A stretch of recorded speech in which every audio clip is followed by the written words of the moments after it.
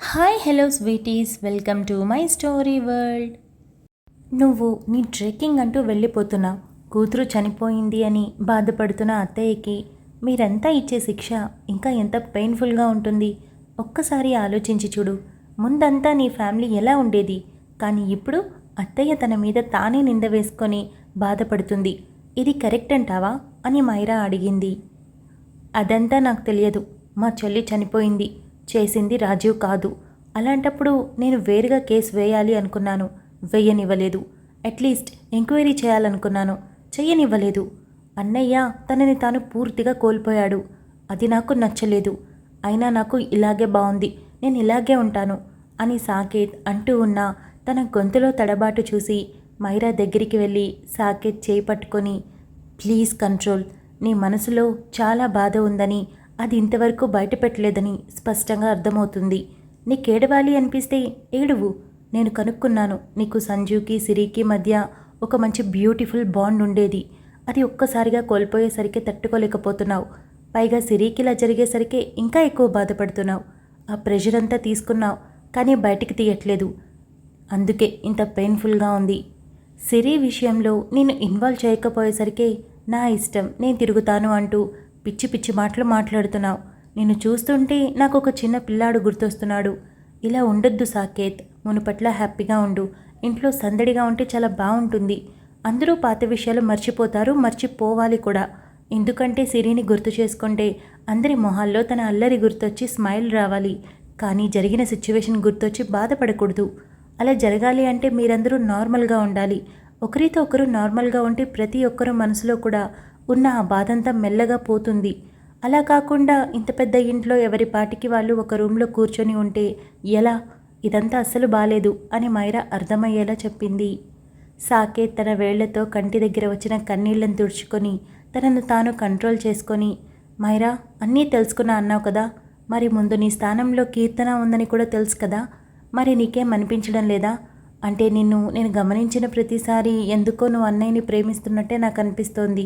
కానీ నువ్వు నాతో అన్నయ్య అంటే పడదని చెప్తున్నావు. ఇదెందుకో నాకు నమ్మాలి అనిపించట్లేదు. నిజమే కదా అని సాకేత్ అడిగాడు. మైరా చిన్నపాటి నవ్వుతో, ఏంటి నువ్వు నీతో మాట్లాడదామని వస్తే నా గురించి అడుగుతున్నావు? అయినా చెప్తాను విను. మీ అన్నయ్య లైఫ్లో ముందు కీర్తన ఉంది, ఇప్పుడు కూడా కీర్తననే ఉంది. నేను ఎక్కడా లేను. ఇకపోతే నేనేమి మీ అన్నయ్యని ప్రేమించట్లేదు. ఇంటికి అనుకోకుండా వచ్చాను, అనుకోకుండానే వెళ్ళిపోతాను. ఇక ఈ మధ్యలో ఇదంతా తెలుసుకోవడం గురించి అంటావా? కేవలం ఇంట్లో వాళ్ళు వాళ్ళ మొహాల్లో నవ్వు చూడాలి, సంతోషంగా ఉండాలి. అందుకోసం ఏదో ఒకటి చేయాలి అనిపిస్తుంది, చేస్తున్నానంతే. కానీ ప్లీజ్ నువ్వు మునుపట్లా ఉండు. నువ్వు ఎవరితో మాట్లాడకపోయినా పర్వాలేదు, ఇంట్లో ఉండు, హ్యాపీగా ఉండు.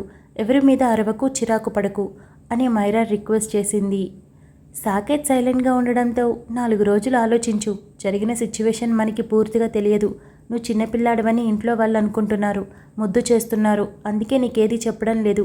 ఎక్కువ పెయిన్ తీసుకుంటావని భయపడుతున్నారు. అలాంటప్పుడు నువ్వే కదా వాళ్ళని అర్థం చేసుకోవాలి. పైగా మీ అన్నయ్య బ్యాడ్ హ్యాబిట్స్ చూసి బాధపడే నువ్వు అదే నువ్వు చేస్తుంటే తప్పు కదా. కాబట్టి ప్లీజ్ ప్లీజ్ నువ్వు నార్మల్గా ఉండు. ఇంతకంటే నేనేమీ కోరుకోను. ఇకపోతే ముఖ్యమైన విషయం, రాజీవ్ ఎక్కడున్నాడు? నేను తనని ఒకసారి కలవచ్చా అని మైరా అడిగింది. రాజీవ్ వాళ్ళు ఇంతకు ముందున్న ఇంట్లో ఇప్పుడు ఉండటం లేదు, ఎక్కడున్నారో తెలియదు అని సాకేత్ చెప్పడంతో మైరా క్షణం పాటు ఆలోచించి, పోనీ ఆ పాత ఇంటి అడ్రస్ నాకు ఇస్తావా అని అడిగింది. సాకేత్ తల ఊపి, నేను తీసుకెళ్తాను, ఎప్పుడు వెళ్ళాలనుకుంటున్నావో చెప్పు అని సాకేత్ ఒక అడుగు వేసి, వెళ్తున్నాను అని ఇంట్లోకి వెళ్ళిపోయాడు. మైరా ఆలోచిస్తూ కీర్తన గురించి ఇంట్లో అందరికీ తెలుసు, ఒక్క అత్తయ్యకి తప్ప. సిరి గురించి అందరికీ తెలుసు, రాజీవ్ గురించి కూడా అందరికీ తెలుసు. కానీ సిరి విషయంలో రాజీవ్ తప్పు చేశాడంటే నమ్మబుద్ధి కావడం లేదు అని ఆలోచిస్తూనే ఇంట్లోకి వెళ్ళింది. సంజయ్ ఆఫీస్ నుంచి చాలా త్వరగా ఇంట్లోకి వచ్చి హాల్లోనే ఉన్న మైరాని చూసి రూమ్లోకి వెళుతూ, కాఫీ తీసుకురావా అని చెప్పాడు. తల ఊపి కిచెన్లోకి వెళ్ళి, అత్తయ్య, నీ కొడుకొచ్చాడు, కాఫీ కావాలంట అని మైరా అడిగింది. 10 నిమిషాలు రా, నా చేతులు బాగోలేవు అని వాణి సామాన్లు సర్దుతూ చెప్పింది. సరే మీరు చెప్పండి, ఎలానో నేను ట్రై చేస్తాను అని మైరా వాణి చెప్పడం మొదలుపెట్టడంతో మొత్తానికి ఒక కాఫీ ప్రిపేర్ చేసి చూడ్డానికి అది బాగానే అనిపించడంతో తీసుకొని రూమ్లోకి వెళ్ళింది. సంజు అప్పుడే వాష్రూమ్లో నుండి బయటకు రావడంతో ఎదురుగా వెళ్ళి కాఫీ అని ఇచ్చింది. సంజయ్ కాఫీ తీసుకొని కూర్చొని రెడీ అవ్వు, బయటికి వెళ్దాం అని అన్నాడు. నేనెక్కడికి రాను అని మైరా అనింది. హలో, నెల రోజులన్నావు, ఏదో ఫ్రెండ్స్లా ఉందామన్నావు అని సంజయ్ గుర్తు చేశాడు. ఫ్రెండ్స్లా ఉండడం కుదరదని నువ్వే అన్నావుగా అని మైరా అనింది. అవును, ఫ్రెండ్స్లా కుదరదు, కానీ నెల రోజులు మంచిగా అయితే ఉండాలి అని అనుకున్నాం కదా. నువ్విలా మాటికి మాటలు మార్చకు, త్వరగా రెడీ అవ్వు అని కాఫీ సిప్ చేసి టేస్ట్ చాలా డిఫరెంట్గా ఉండడంతో ఈ కాఫీ నువ్వు చేసావా అని సంజయ్ అడిగాడు. దాని మీద నా పేరేమైనా రాసి ఉందా అని మైరా అడిగింది. అదంతే, నాకు తెలిసిపోతుంది. పర్వాలేదు, 100కి ఓ 10 మార్కులు వేయొచ్చు అని సంజయ్ అన్నాడు. మైరా లేచి నేరుగా వెళ్ళి సంజయ్ చేతిలో కప్ లాక్కొని 10 మార్కులు ఇస్తావా నాకు? ఇది నా కాఫీ, నేనివ్వను అని అనింది. సంజయ్ తన చేతుల్లో ఉన్న కప్ లాక్కొని అడ్జస్ట్ అవుతానులే, డాడ్స్ లిటిల్ ప్రిన్సెస్ కదా, ఇవన్నీ ఎక్కడొస్తాయి, నిదానంగా ఈ కింగ్ పక్కనే క్వీన్ అవ్వు, అన్నీ వచ్చేస్తాయి అని సంజయ్ చిన్నపాటి నవ్వుతో అనడంతో హలో, నేను మా డాడీ దగ్గర ప్రిన్సెస్లానే ఉంటాను అని మైరా వెళ్ళి వార్డ్రోబ్ ఓపెన్ చేసింది. ఇలాంటి వాళ్ళే పుట్టుక్కున్న ప్రేమలో పడి బయటకు రాలేక గిల్లగిల్ల కొట్టుకుంటారు అని సంజయ్ అక్కడి నుండి బాల్కనీలోకి వెళ్ళిపోయాడు. ఇప్పుడు ఎక్కడికి తీసుకెళ్తున్నాడో ఏంటో అని మైరా బాల్కనీ డోర్స్ క్లోజ్ చేసుకొని అరగంట తర్వాత డోర్స్ ఓపెన్ చేయడంతో సంజయ్ లోపలికి వస్తూ మనిషి అలా వెళ్తే డోర్లు పెట్టేయడమేనా అని అన్నాడు. మరి రెడీ అవ్వద్దా అని మైరా అద్దం ముందు నిలబడి జడని దువ్వుతూ అనింది. సంజయ్ కూడా ఫ్రెష్ అవ్వడానికి వెళ్ళి 10 నిమిషాల్లో బయటకు వచ్చేసరికి మైరా ఇంకా అద్దం ముందే ఉండటంతో రేపు పొద్దునికి రెడీ అయిపోతావా అని సంజయ్ వెటకారంగా అడిగాడు. మైరా సంజయ్ దగ్గరికి వెళ్ళి నడుం మీద చేతులు పెట్టుకొని నా మొహం మీద ఒక క్రీమ్ కూడా పూయలేదు, ఒక జడ మాత్రమే అయింది, నీతో రావాలి అన్నప్పుడు వెయిట్ చేయాలి అని చెప్పింది. ఏం జడ వేసావు, ఏంటిదంతా? నోరు మూసుకొని అల్లుకో, అంత పొడుగు జడ ఇలా వదిలేస్తే దిష్టి కొడుతుంది, మొత్తం ఊడి బోడిగుండవుతుంది అని సంజయ్ అన్నాడు. నా జుట్టు నా ఇష్టం అని మైరా తిరగబోతుంటే సంజయ్ తన జుట్టుని గట్టిగా పట్టుకోవడంతో మైరా అబ్బా అని కళ్ళు మూసుకొని వెనక్కి తిరిగి భుజం మీద ఒక్కటిచ్చి వదులు, నొప్పిగా ఉంది అని అరిచింది. అయితే వెళ్ళి జడ వేసుకో, నేను బయటికి తీసుకెళ్తున్నప్పుడు నేను చెప్పినట్టు రావాలి, అయినా నువ్వు నాకు నచ్చినట్టే ఉండాలి అని వదలడంతో మైరా అద్దం దగ్గరికి వెళ్ళి బోడీ రిస్ట్రిక్షన్స్ పెడుతున్నాడు అని అనుకుంటూనే జడని అల్లుకుంది. సంజయ్ నవ్వుకొని సింపుల్గా జీన్స్ టీషర్ట్ వేసి ఇక అయిందా అని అన్నాడు. ఎక్కడికో చెప్పు, అసలు అమ్మాయిలు ఒక్కో దగ్గరికి ఒక్కోలా రెడీ అవుతారని కూడా నీకు తెలియదా ఈ మనిషికి అని చిన్నగా గొనగడంతో సంజయ్ దగ్గరికి వెళ్ళి అద్దంలో ఉన్న మైరాని బాగా చూస్తూ నాకు అమ్మాయిల గురించి బాగా తెలుసు, కానీ ఇప్పుడు మనం బయటికి వెళ్ళేందుకు ఈ మాత్రం రెడీ అవ్వడం సరిపోతుంది అని అన్నాడు.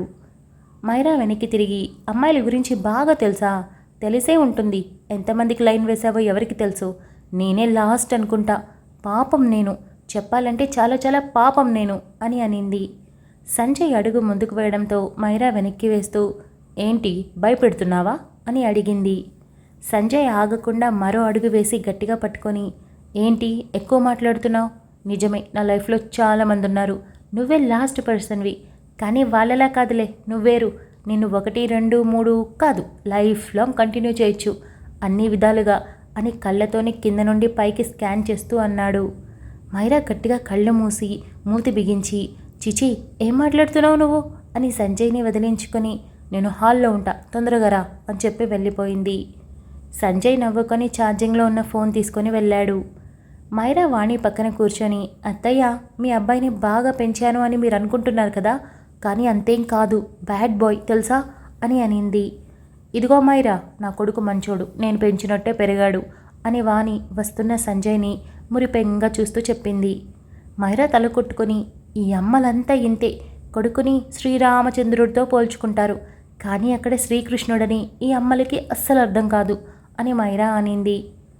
చూడు నాన్న, మైరా నిన్నేమంటుందో అని వాణి అనడంతో మైరా కళ్ళు పెద్దవి చేసి సంజయ్ వైపు వాణి వైపు తిప్పి తిప్పి చూసి అత్తయ్య మేమిద్దరం బయటికి వెళ్తున్నాం, వచ్చాక మాట్లాడుకుందాం, బాయ్ బాయ్ అని చెప్పి సంజయ్ చేతిని పట్టుకొని పద అని అనింది. అమ్మ ఏదో చెప్తుంది కదా అని సంజయ్ అడుగుతూ ఉంటే రమ్మంటున్నాగా, వచ్చాక మాట్లాడుకుందాం, మళ్ళీ లేట్ అయిపోతుంది అని సంజయ్ని తీసుకొని వెళ్ళి గడప దాటాక చేతిని చూసి సంజయ్ వైపు చూసి తన మొహంలో నవ్వు చూసి టక్కున చేతిని వదిలి ఉఫ్ అని గాలిని కూడా వదిలి ఇప్పుడు చెప్పు ఎక్కడికి అని అడిగింది.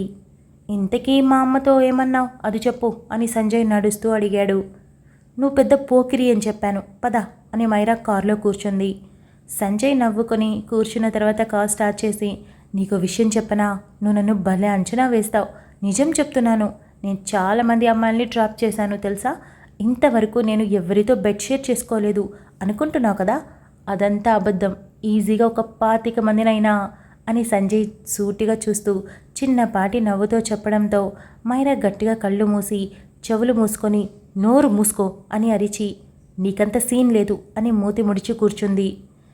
సంజయ్ నవ్వుకొని నమ్మకం అని చిన్నగా అని డ్రైవింగ్ చేస్తూ ఉండగా మైరా మెల్లగా తన చెవుల మీద నుండి చేతులు తీసి, అయినా నీ దగ్గర ఇలాంటి పనులు లేవు అంటే ఆశ్చర్యపోవాలి, కానీ ఉన్నాయంటే నాకేంటి ఆశ్చర్యం అని అనింది. అంటే నీకు చెప్పకూడదు అనుకున్నా, కాకపోతే లైఫ్ లాంగ్ ఉండిపోవాల్సిన దానివి, ఎప్పటికైనా తెలుస్తుంది కదా. అదేదో నేనే చెప్పాననుకో, నిజాయితీ పరుల్లా ఉంటాను కదా, అందుకే చెప్తున్నా. పైగా నిన్ను కూడా అలా తీసుకువెళ్ళాలనుంది, కానీ నువ్వే కాసేపు ప్రేమిస్తున్నా అంటే కాసేపు లేదు అంటున్నావు. అర్థం కావట్లేదు. ఇలాగే కొనసాగితే ఏదో ఒక రోజు పాలల్లో మత్తు మందు ఇచ్చి మొత్తం అవగొట్టేస్తాను అని సంజయ్ షార్ప్గా చూస్తూ అన్నాడు. మైరా కళ్ళు పెద్దవి చేసి చూస్తూ పళ్ళు పటపటా నూరుతూ భుజం మీద గట్టిగా ఒక్కటిచ్చి, ఎంత కొవ్వురా నీకు, నాకే మత్తు మందిచ్చి నన్నే ఏదో చేయాలనుకుంటావా, నా సంగతి నీకు పూర్తిగా తెలియదు, చంపేస్తా నిన్ను అని అరిచింది. సంజయ్ ఒక చేతితో డ్రైవింగ్ చేస్తూ మరో చేతితో మైరాని అడ్డుకొని, మత్తుగా పడుంటావు, ఎలా చంపుతావు బేబీ అని అడిగాడు. నువ్వు నన్ను అంత ఈజీగా బోల్తా కొట్టించలేవులే, నీ వలలో చిక్కుకున్న అమ్మాయిలు అనుకుంటున్నావేమో. ఇక్కడుంది మైరా, మైరా అంటే డాన్ అని సీరియస్గా చెప్పింది.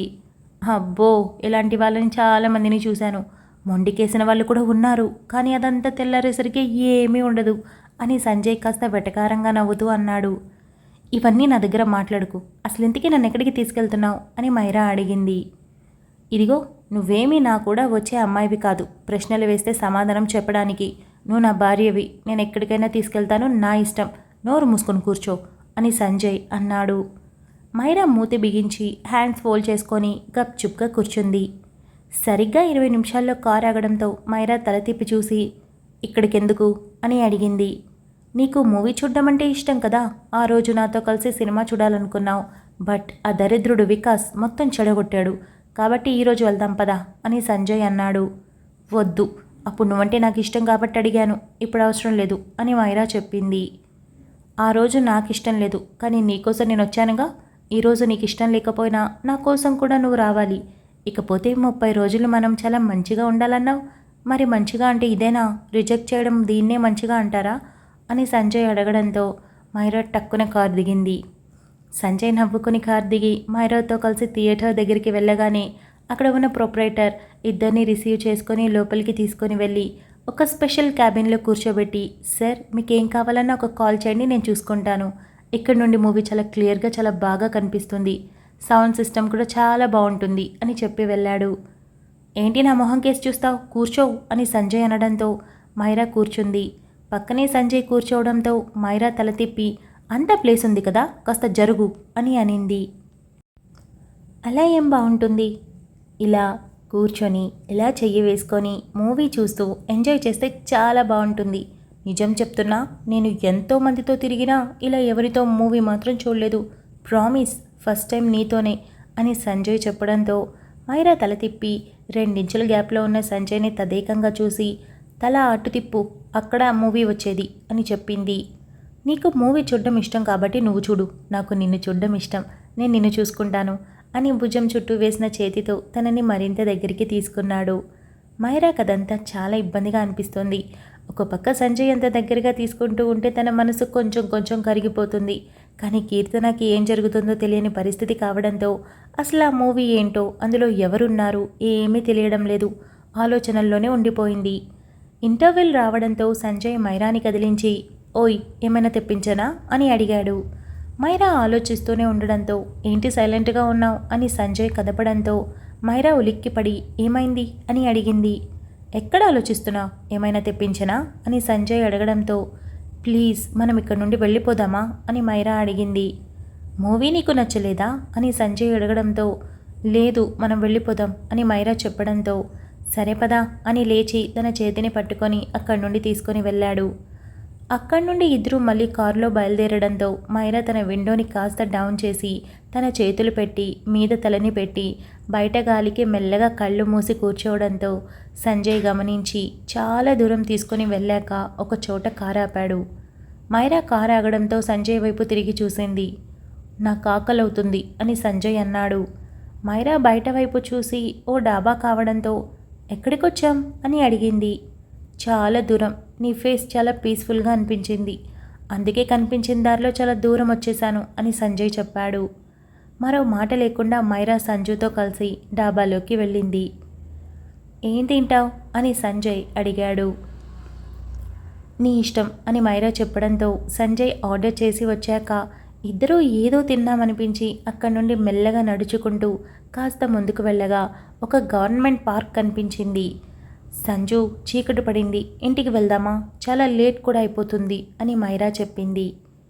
సంజు అలానే నడుస్తూ వాచ్మెన్కి డబ్బులు ఇవ్వడంతో గేట్ ఓపెన్ చేయగా ఇద్దరూ లోపలికి వెళ్ళారు.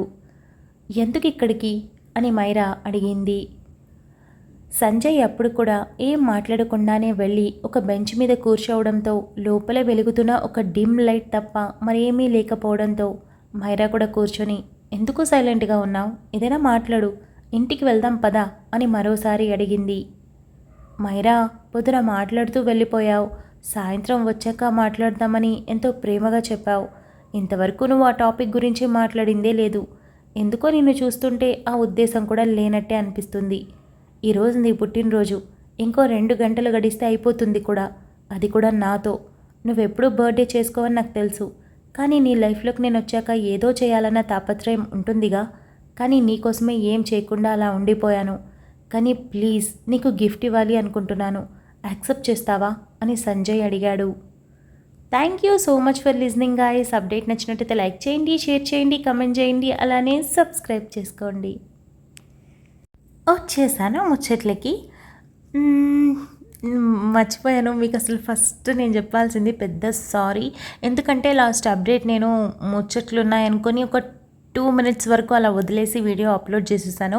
బేసిక్గా ఏం జరిగిందంటే నేను వీడియో ఎడిట్ చేసేటప్పుడు ఎంత వీడియో వస్తుందో ఆ తర్వాత 2-3 minutes డ్రాగ్ చేసి పెడతాను అనమాట, నేను వాయిస్ ఓవర్ ఇవ్వడానికి. సో అలా డ్రాగ్ చేశాను, కానీ అనుకోకుండా షాపింగ్ పోయాను. సో ఆ తర్వాత ఇంకా ముచ్చట్లు చెప్పడానికి వీలు అవ్వలేదు. సో నేను దాన్ని అలాగే డౌన్లోడ్ చేసి అప్లోడ్ చేసేసాను. ఎప్పుడైతే మీరు కమెంట్ పెట్టారో అప్పుడు అర్థమైంది, నేను అసలు ముచ్చట్లు ఏం చెప్పలేదు, చెప్పకపోగా దాన్ని కనీసం కరెక్ట్గా ఎక్కడి వరకు అయితే చెప్పానో అక్కడికి డ్రాగ్ కూడా చేయలేకపోయానే, మర్చిపోయాను అని అప్పుడు అర్థమైంది. I'm very sorry. ఫస్ట్లో మీరంతా అక్కడ అది చూసి ముచ్చట్లు రావట్లేదు, వాయిస్ రావట్లేదు అనుకున్నారు, అలానే నా ముచ్చట్లు మిస్ అయ్యానన్నారు. I'm very very happy and అబ్బా అనిపించింది నాకు. అనవసరంగా ఇలాగా అంటే మిస్కమ్యూనికేషన్ జరిగింది మన మధ్య. సో అదన్నమాట, ఇంకెప్పుడు ఇలా జరగదు, ప్రామిస్. నెక్స్ట్ టైం నుండి జాగ్రత్తగా చూసుకుంటాను. ఇకపోతే ఈ స్టోరీ ఇప్పుడు ఈరోజు ఎలా అనిపించింది? సంజయ్, మైరా మొన్న 3 days బ్యాక్ ఎవరో కమెంట్ చేశారు, మైరా బర్త్డే కదా, మరి సంజయ్ గిఫ్ట్ ఇవ్వడా అని. సో ఆ టాపిక్ వచ్చేసింది. నేను ఆ రోజు కమెంట్ చేద్దాం అనుకున్నా, తెలిసిపోతుందని చెప్పలేదు. బట్ ఈరోజు టాపిక్ వచ్చింది కదా, అర్థమై ఉంటుంది మీకు. సో సంజయ్ ఏం గిఫ్ట్ ఇస్తాడు, మైరా దాన్ని ఎలా రిసీవ్ చేసుకుంటుందో చూడండి. ఇకపోతే ఇష్టమే లేదు అన్న బర్త్డే మైరా సంజయ్తో చేసుకుంది, అంటే నైట్ చేసుకుంది. సో ఇప్పుడు కూడా ఒప్పుకుంటుందా, ఒప్పుకుంటే సంజయ్ ఎలా చేస్తాడు, చేస్తే ఒకవేళ గిఫ్ట్ ఇస్తే ఎలాంటి గిఫ్ట్ ఇస్తాడు, అది మైరా యాక్సెప్ట్ చేస్తుందా లేదా, ఇదంతా మనం నెక్స్ట్ అప్డేట్లో చూద్దాము. నెక్స్ట్ అప్డేట్ చాలా బాగుండబోతుంది, ఇది మాత్రం చెప్పగలను. మీ సోల్ని సాటిస్ఫై చేస్తున్నాం ముందుగానే. ఇకపోతే కమెంట్స్ గురించి మాట్లాడాలి. లాస్ట్ అప్డేట్ అయితే చాలా మంచిగా అనిపించాయి. దేవాంష్ క్యారెక్టర్ చాలా నచ్చింది అందరికీ, అండ్ మధుకి దేవాంష్కి మధ్య ఉన్న బాండింగ్ కూడా మీకు చాలా బాగా నచ్చింది. One of my favourite story అది. అంటే అన్ని మంచి క్యారెక్టర్స్ ఉంటాయి, ఆ ప్రపంచంలోకి వెళ్తే కొంచెం కొత్తగా ఉంటుంది. అంటే సౌల్ హ్యాపీగా ఫీల్ అవుతుంది అనమాట, మన అంతరాత్మ అంత సంతోషిస్తుంది, ఎందుకంటే ఏ చెడు కనిపించదు కాబట్టి. సో మీరందరూ కమెంట్స్ బెస్ట్గా ఇవ్వడం చాలా హ్యాపీగా అనిపించింది. ఇకపోతే నేను మెయిన్గా ఒక విషయం గురించి మాట్లాడాలి, ఒక 2 minutes టైం తీసుకుంటాను ప్లీజ్. మైరా స్టోరీ గురించి మీరు చాలామంది చాలా రకాలుగా కమెంట్ చేస్తున్నారు, చాలామంది సజెషన్స్ ఇస్తున్నారు, కొంతమంది దానిలో ఉన్న లోపాలని మాత్రం చెప్తున్నారు. దట్స్ ఫైన్, ఎందుకంటే లోపాలు చెప్పినప్పుడు నాకు కూడా తెలుస్తుంది. ఓకే, ఇది మిస్టేక్ ఉంది, ఇది మిస్టేక్ ఉంది అంటే నేను ఫ్యూచర్లో రాయబోయే స్టోరీస్కి అది నాకు వర్క్ అవుతుంది. ఎందుకంటే ఇప్పుడు ఇది రాసేస్తున్నాను కాబట్టి. ఇకపోతే సజెషన్స్ ఇచ్చారంటే అది కూడా బెస్టే. ఓకే, వీళ్ళు ఇలా చెప్తున్నారంటే నెక్స్ట్ టైం ఇలా ట్రై చేస్తే బాగుంటుంది కదా, గుర్తుపెట్టుకుంటానమాట. కానీ క్రిటిసైజ్ చేస్తే నేను ఒప్పుకోలేను. యాక్చువల్లీ ఒక కమెంట్ వచ్చింది, అది నేను డిలీట్ చేశాను. బికాజ్ నాకు ఇరిటేషన్ వచ్చేసింది అసలుకి. అందువల్ల డిలీట్ చేశాను. ఒక పర్సన్ ఆల్రెడీ నేను మీకు ఒక 1 వీక్ గ్యాప్లో చెప్పాను అనుకుంటా. ఒక కమెంటర్ దగ్గర నుండి 65 కమెంట్స్ ఏమో వచ్చాయి, అన్నీ నెగిటివ్ కమెంట్సే అని. సేమ్ అదే వ్యక్తి దగ్గర నుంచి వచ్చింది. అది చూడగానే నేను ఫ్రస్ట్రేట్ అయిపోయాను అనమాట. ఈ పర్సన్ అసలు నా ఛానల్లో లేకపోతే బాగుండు అనిపించింది. మహిరా చాలా ఓవర్ యాక్షన్ చేస్తుంది అని అట్లా వచ్చిందనమాట.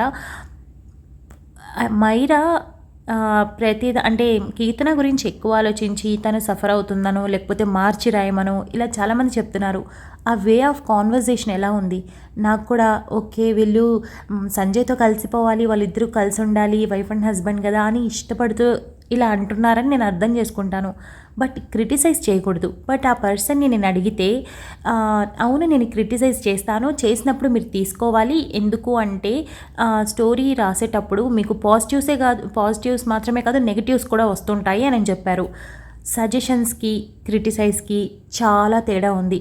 ఆ పర్సన్కి తెలియకపోతే మేబీ డిక్షనరీ చూస్తే అర్థమవుతుంది అనుకుంటా. ఇకపోతే ఇంకొక విషయం ఏమన్నారు అని అంటే, నేను మీ ఛానల్ని అన్సబ్స్క్రైబ్ చేస్తున్నాను అని అన్నారు. ఓకే, చేయమని చెప్పాను నేను కూడా. అసలు నేను చాలా హ్యాపీగా ఫీల్ అయ్యాను ఆ మాటకి. ఎందుకనంటే గంజాయి వనంలో తులసి మొక్కలాగా, తులసి వనంలో గంజాయి మొక్కలాగా అనిపించింది నాకు. ఫ్రాంక్గా చెప్తున్నాను, నాకు 10 మంది ఉన్నా సరే మంచి వాళ్ళు ఉండి నాకు సజెషన్స్ ఇచ్చి నేను ఇంకా ముందుకి వెళ్ళి ఇంకా బాగా రాసి అంటే నా ఎదుగుదలకి తోడ్పడే వాళ్ళు ఉండాలని కోరుకుంటాను. Just like my family. నా ఫ్యామిలీ అయితే నాకు తప్పప్పులు చెప్పి నేను ఎంత పెద్ద తప్పు చేసినా అందులో ఉన్న తప్పుని మంచిగా చెప్పి నాకు సరిదిద్ది చెప్పేవాళ్ళు ఎలానో అలానే మిమ్మల్ని అనుకుంటా నేను. మీరు ఇచ్చే నెగటివ్స్ కూడా మంచి వేలో చెప్తారు కొందరైతే. అదంతా హ్యాపీగా తీసుకోవచ్చు, ఎందుకంటే స్టోరీ మీద ప్రేమ కాబట్టి. కానీ నేను రాసే క్యారెక్టర్ ప్రతిదీ నేను చాలా రెస్పెక్ట్ చేస్తాను. ఎలా అంటే ప్రతి క్యారెక్టర్లో నన్ను ఊహించుకొని నా సోల్ పెట్టి రాస్తాను నేను. ప్రతి క్యారెక్టరు నా చేతి నుండి జాలువారిన అక్షరాలే. అలాంటప్పుడు నేను మీరు నెగటివ్స్ అంటే ఈ స్టోరీ ఇలా బాగాలేదు మార్చేయండి అంటే కూడా నేను తీసుకుంటా. బికాజ్ మీకు ఆ స్టోరీ మీద ప్రేమ ఉంది కాబట్టి, మీరు ఆ క్యారెక్టర్ని ఇష్టపడుతున్నారు కాబట్టి, ఆ హ్యాపీగా ఉండాలని కోరుకుంటున్నారు కాబట్టి నన్ను అంటున్నారు.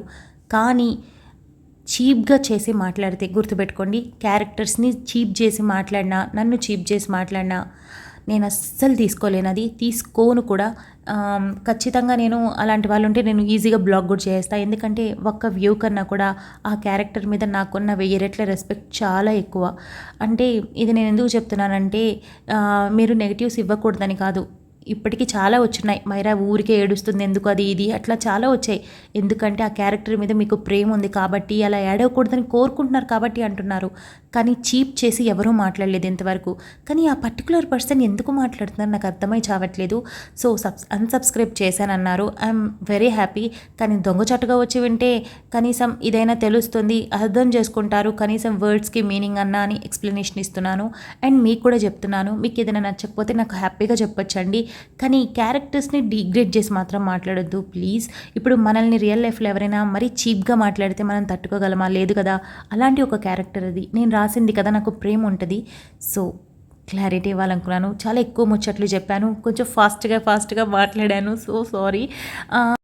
ఒకేసారి ముచ్చట్లు ఎక్కువైపోతాయి కాబట్టి మనం నెక్స్ట్ అప్డేట్లో మాట్లాడుకుందాం. ప్రస్తుతానికైతే అయ్యో మర్చిపోయాను, ఇవాళ బర్త్డేస్ యానివర్సరీస్ చేసుకుంటున్న వాళ్ళందరికీ wish you many more happy returns of the day. మీరు ఇవాళ ఈ డేనే కాదు లైఫ్ లాంగ్ మీరు హ్యాపీగా ఎంజాయ్ చేస్తూ మంచిగా మీ లైఫ్ని లీడ్ చేయాలని కోరుకుంటున్నాను. అంటే మనం నెక్స్ట్ అప్డేట్లో కలుసుకుందాం. మీ టైం తినేసి ఉంటే I'm really very sorry. Keep smiling, stay healthy, bye guys.